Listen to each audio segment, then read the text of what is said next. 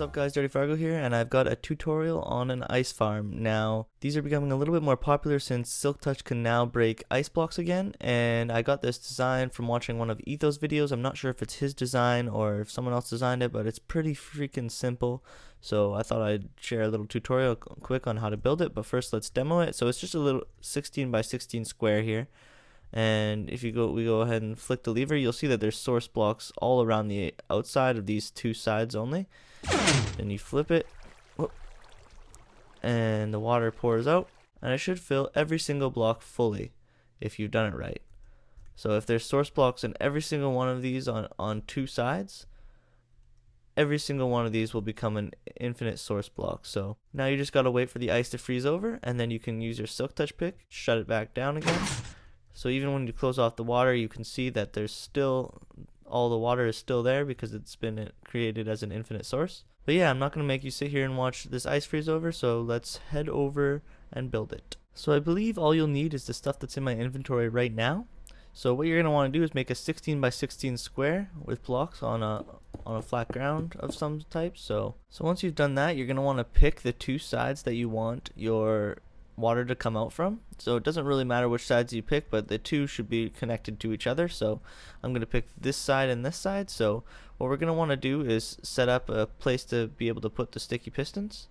So if we just build 1, 2, then 3 blocks above, then delete the 2 below, we can place a sticky piston right on the bottom of this block so it's facing downwards like that.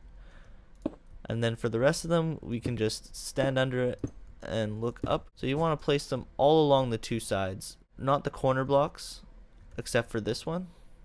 This one you're going to want to do the corner block because it's in between the two sides, but on these ones you just go right to the end and not the corner block.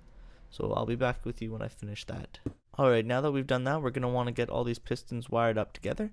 So to do that, we're going to want blocks right on the sides of the pistons, just like this. We can just place our lever in the corner here, on the corner block, and then start wiring each way just like so.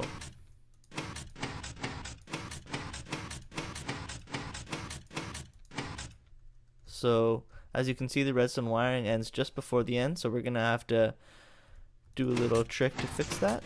Okay, so you can see that they're all wired up now except for the last 2 on each side. Actually, the last only 1 on that side. So now what we're gonna want to do is extend the signal out, and to do this, what we can do is just build a little ways out, 2 blocks out from the signal here, place a repeater, then we're going to wrap the signal around like so, and we don't want this wiring here to confuse with this wiring here or to connect to it at all, so we're going to place a repeater right there and connect this wiring to it, and then we're just going to extend this wiring around like so, like that, and then if we look at it, they should all be powered. Yep.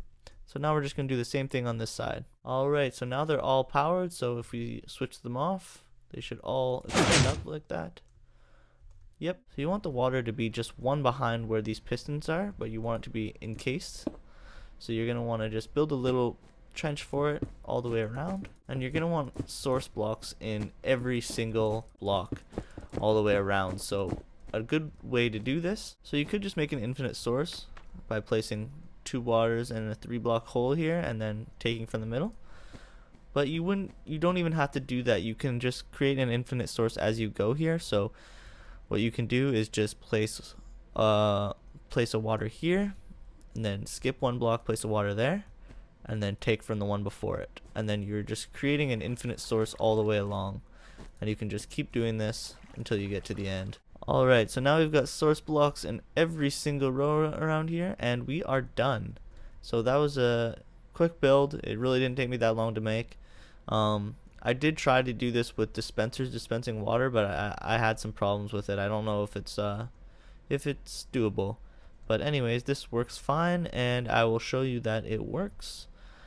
It won't freeze over, obviously, because we're not in a snow biome right now. But it will fill the whole thing with source blocks, which will definitely work no matter what. If you are in a snow biome, it will freeze over. So it filled it all up, hit the lever. That's it for me, guys. Hope you enjoyed this tutorial, and I will see you next time.